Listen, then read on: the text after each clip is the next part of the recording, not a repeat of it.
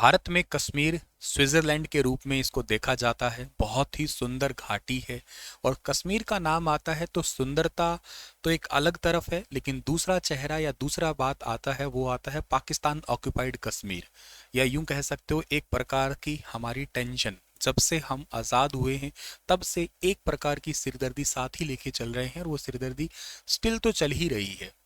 सिरदर्दी ये चल रही है कि एक्चुअली ये पाकिस्तान ऑक्यूपाइड कश्मीर हमारा होगा या ये उनका होगा। आज इसको पाकिस्तान आज़ाद कश्मीर के रूप में नवाज रहा है। अभी हाल ही में लोकसभा के अंदर दो बिल पास हुए हैं। हमारे भारत के गृह मंत्री होम मिनिस्टर अमित शाह जी ने उन बिलों को पेश किया था और ये निर्विरोध पास भी हो चुके हैं। तो इनके लिए अब चर्चा बनी हुई है ये क्या है ये बिल। और इन बिलों में पाकिस्तान ऑक्यूपाइड कश्मीर को 24 सीट जो है ना वो रिजर्व करके दे दी गई है। इसका तो मतलब ये हो गया सर, हम पहले से ही 24 सीटें पाकिस्तान ऑक्यूपाइड कश्मीर को रिजर्व करके दे रहे हैं तो मतलब वो हमारा ही है। आज तो हमारा नहीं है, लेकिन सरकार की मंशा ये है भविष्य में ये हमारा हो जाएगा, ताकि हमारा पहला कदम भी अच्छा हो। वो कहते हैं ना कि सोच के अच्छा चलोगे तो अच्छा ही होगा, और सरकार ने शायद यही सोच के ही इसको स्टार्ट किया है। सो आइए जान लेते हैं कि ये पाकिस्तान ऑक्यूपाइड कश्मीर है ये क्या है, क्यों ये 24 सीटें रिजर्व की गई है, इसका क्या मतलब है, पाकिस्तान ऑक्यूपाइड कश्मीर से पहले की स्थिति क्या है, और एक्चुअली ये थोड़ी सी लड़ाई है ना ये क्यों है, इसको भी ब्रीफली हम लोग जान लेंगे। आशा करता हूं आप लोग बहुत अच्छे होंगे। मेरा नाम है Sunil Bishnoi. Star IQ YouTube channel पे आप सभी का बहुत बहुत स्वागत है। उससे पहले ये कह देता हूं कि अगर आप लोग एचपीएससी की प्रिपरेशन कर रहे हैं तो स्टार आईक्यू एप्लीकेशन पे आधारशिला बैच है, आप उसे अवेल कर सकते हैं। बहुत ही दिल से, तमन्ना से, तबीयत से उसमें मैं आपको पढ़ा रहा हूँ। खैर, सबसे पहली बात यह कि लोकसभा के अंदर मंगलवार के दिन, इसी मंगलवार के दिन, आज वीरवार आप इस वीडियो को देख रहे होंगे, तो मंगलवार के दिन जम्मू कश्मीर से जुड़े दो विधेयक है उनको पास किया गया, मतलब दो बिल है ना उनको पेश किया गया था, पब्लिक लेके आए थे। एक तो इनमें था जम्मू कश्मीर आरक्षण संशोधन विधेयक 2023, एक था जम्मू कश्मीर पुनर्गठन संशोधन विधेयक 2023। और सदन में इन बिलों पे चर्चा हुई। अमित शाह ने फिर बुधवार को जवाब दिया और जवाब के बाद में ये लगभग पारित हो ही गए थे। और इस पारित के दौरान पाकिस्तान ऑक्यूपाइड कश्मीर के लिए 24 सीटें जो है ना वो रिजर्व कर दी गई। 24 सीटें रिजर्व तो कर दी गई, मुद्दा ये है, पर पहले ये पाकिस्तान ऑक्यूपाइड कश्मीर क्या है, 24 सीटों का चक्कर क्या है, सरकार ये दो बिल लेके क्यों आई है, इसके बारे में बात करें। तो देखो ऐसा है कि पाकिस्तान ऑक्यूपाइड कश्मीर जो है ना, आप लोग इस मैप से देख लो, यहाँ पे जो आजाद कश्मीर लिखा दिख रहा है ना, ये वाला जो इलाका है ना ये पाकिस्तान ऑक्यूपाइड कश्मीर का इलाका है। बात पता है क्या थी, सरदार वल्लभ भाई पटेल, इनका नाम आते ही आपके दिल में बहुत ज़्यादा इज्जत भर जाती है। और ये अगर ना होते तो हमें, मैं हर बार कहता हूँ कि मामा के कोतली देने के लिए भी यूं समझिएगा तकरीबन तकरीबन हर जगह वीज़ा लगवाना पड़ता, पग पग पे वीज़ा लगवाना पड़ता। भारत में क्या था कि प्रिंसली स्टेट थे, मतलब कुछ तो ब्रिटिश इंडिया का हिस्सा था और कुछ प्रिंसली स्टेट थे जिनको रियासतें कहते हो आप लोग। और उन रियासतों को लगभग 552, 550 के 550 से ज़्यादा रियासतें, उन रियासतों को सरदार वल्लभ भाई पटेल, वीपी मेनन साहब और माउंट बैटन, इन तीनों ने इकट्ठा किया, मिलाया। इन सब में से तीन जो रियासतें थी ना वो इनकी दिक्कत बनी। यूं समझो कि सारे एमसीक्यू क्वेश्चन तो इनको आते थे, बस तीन क्वेश्चन इनको नहीं आए थे, या इन तीन क्वेश्चनों में ये उलझ गए। पहला इनका सवाल था हैदराबाद का। हैदराबाद का सवाल था, हैदराबाद में निजाम का शासन था और इनका कहना था कि हम पाकिस्तान में मिलेंगे। और ये वाले तो आपको पता ही है, बोले हाँ ठीक है आ जाओ, हम मिलाना चाहते हैं आपको, तैयार है हम। लेकिन एक साल का लगभग लगभग मसला चलता रहा और फाइनली ऑपरेशन पोलो लगा, और उसके बाद में जो है ना ये इसको भारत के अंदर ही मिला लिया गया। ठीक है, ऑपरेशन पोलो के चलते हुए इसको मिला लिया गया। दूसरा क्या रहा, दूसरा था जूनागढ़। जूनागढ़ हालांकि ज़्यादातर हिंदू ही है, ज़्यादातर नहीं बल्कि सारे लगभग ही हिंदू ही हैं, और उनमें से राजा मुस्लिम थे। तो ये बोले हम पाकिस्तान में मिलेंगे। अच्छा, पाकिस्तान फिर कहता है हम आ जाओ मिला लेते हैं, हालांकि स्थितियां बहुत दूर दूर की है लेकिन फिर भी मिला लेंगे। लगभग एक डेढ़ महीने मिले भी रहे, लेकिन बाद में वहां की जनता ने फिर से कहा कि हम भारत में ही मिलना चाहते हैं, तो एक जनमत संग्रह करवाया। पटेल साहब बोले देखो ऐसा नहीं है कि सीधे मिला लें, अब जनमत संग्रह, पहले बताओ हामी भरो, क्या मिलना चाहते हो 100%? हाँ, लगभग 100% के आसपास लोगों ने वोटिंग के साथ कहा हम भारत में ही आना चाहते हैं। ठीक है, ये भी भारत में आ गई। तीसरा बचा जम्मू कश्मीर। जम्मू कश्मीर के राजा महाराजा साहब थे हरि सिंह। इनकी सोच कुछ अलग थी, जैसे स्विट्जरलैंड कहते वर्ल्ड वॉर के दौरान भी अलग रहा था बिल्कुल ही, ऐसे ऐसे कहते हम भी एक अलग ही रहेंगे, स्वतंत्र देश के रूप में वास करेंगे। वीपी मेनन साहब ने धीरे से कहा, देखो महाराज जी बात यूं है, आप बैठे हो दो विरोधी राष्ट्र के बीच में।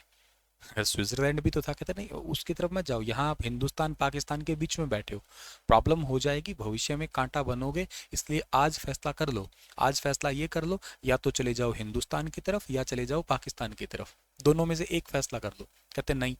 अच्छा मेरे पे, कहते अटैक करेगा कोई, अटैक करे ना कोई, कहते कोई भी मेरे पे अटैक करेगा उससे उससे अपोजिट में उसमें मिल जाऊंगा।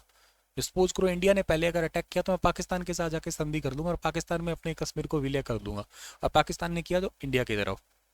ठीक है, पाकिस्तान, इंडिया ने तो चलो ठीक है नहीं किया था, बहुत ही सूझबूझ समझदार प्रकार के लोग हैं यहाँ पे। उधर से आ गई फौज अटैक करने के लिए, अटैक करने के लिए आई, जैसे कि वादे के मुताबिक समझिएगा पहले ही था।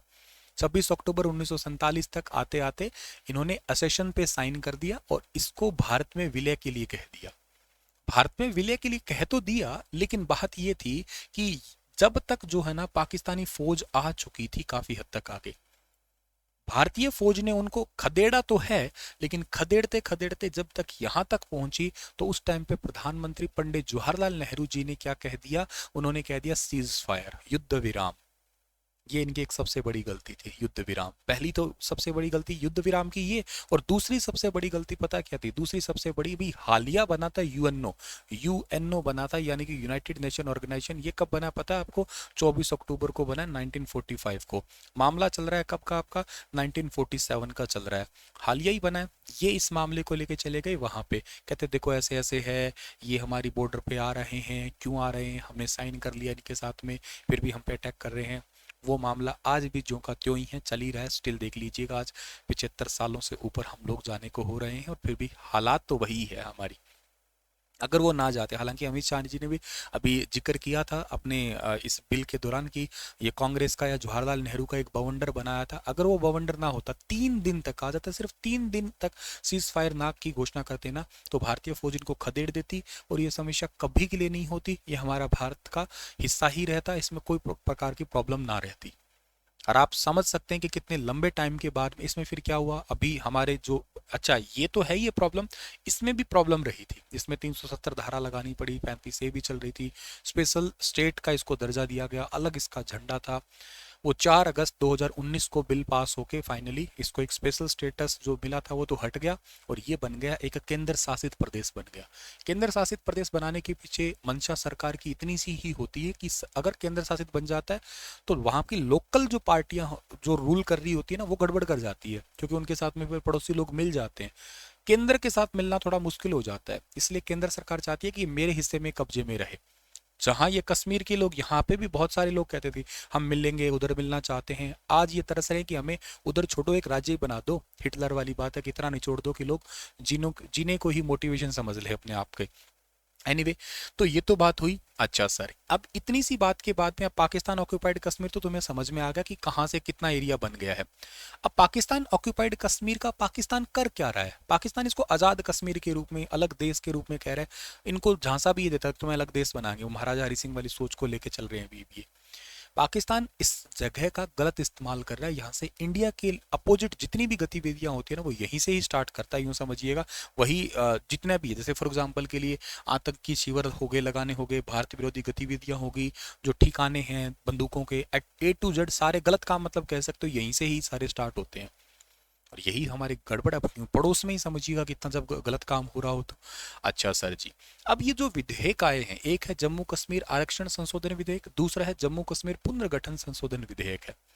और एक्चुअली पहला विधेयक जम्मू कश्मीर आरक्षण अधिनियम 2004 में संशोधन कर रहा है और यह अनुसूचित जाति जनजाति के अलावा सामाजिक और शैक्षणिक रूप से पिछड़े वर्ग के लोगों को नौकरी और व्यावसायिक संसाधनों में आरक्षण देगा।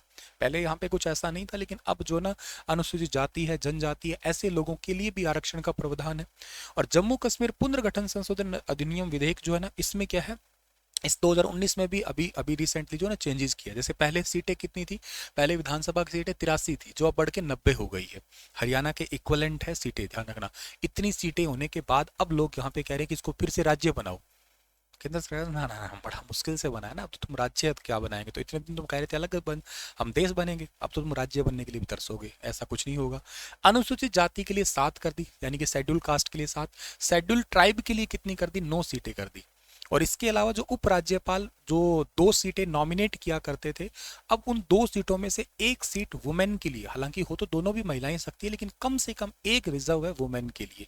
ये भी एक बात है यहाँ पे, इसको भी आपको एक घोषणा के रूप में याद कर लेना है।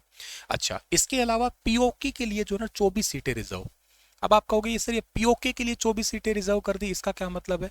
इसका मतलब ये हो गया आपका कि आज ये सीट हमारी है नहीं, भविष्य के अंदर की बात कर रहे हैं हम लोग, ठीक है ना।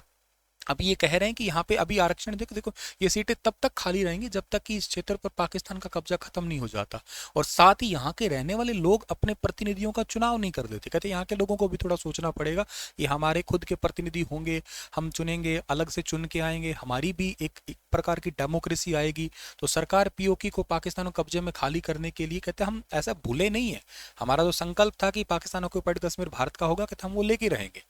अच्छा सर, अब जो ये सीटें डिसाइड की गई है उसमें बताता हूं कि पहले जम्मू कश्मीर में विधानसभा में कुल 111 सीटें हुआ करती थी। इसमें जो है ना आपके 46 तो थी जम्मू कश्मीर डिवीजन में, 37 थी जो ना सॉरी हाँ 40 थी जम्मू में, और नहीं कश्मीर में थी 40, जम्मू में 37 थी और लद्दाख में 4, बाकी 24 सीटें आरक्षित थी। अब आपको ये पता है कि 4 अगस्त 2019 को अनुच्छेद 370 हट गया, तो मतलब लद्दाख तो अलग हो ही गया अब तो। अब बंटवारे के बाद में क्या हुआ, अब ये आंकड़ा आया कि 2020 के अंदर परिसीमन बनाया। एक परिसीमन क्या होता है, सीमा का निर्धारण किया जा करने वाला एक आयोग होता है, इसमें हमेशा सुप्रीम कोर्ट के रिटायर्ड जज ही बैठा करते हैं। इन्होंने संशोधित करके अब क्या किया है, अब ये किया है कि जम्मू के लिए पहले जो सीट 37 थी उसको बढ़ा के अब 43 किया जा रहा है। इसमें भी मसला है इसमें भी कह रहे हैं कि बीजेपी जानबूझ के बढ़ा रही ताकि वोट बैंक आए, बीजेपी का वोट बैंक यहाँ बहुत ज्यादा है। अच्छा, प्रीवियस सीटें जो कश्मीर की 46 थी अब कितनी हो रही है, 47 हो रही है, पहले 83 थी ये, अब 90 हो रही है ये, ठीक है ना। बाकी 4 सीट लद्दाख की है वो सेपरेट यूटी की अलग चली गई है, 5 लोकसभा सीट नंबर ऑफ वो भी अनचेंज है, 18 असेंबली सीट है, ईच 2 है वो भी अलग है, अनुसूचित जाति की 7 है और अनुसूचित जनजाति की 9 है।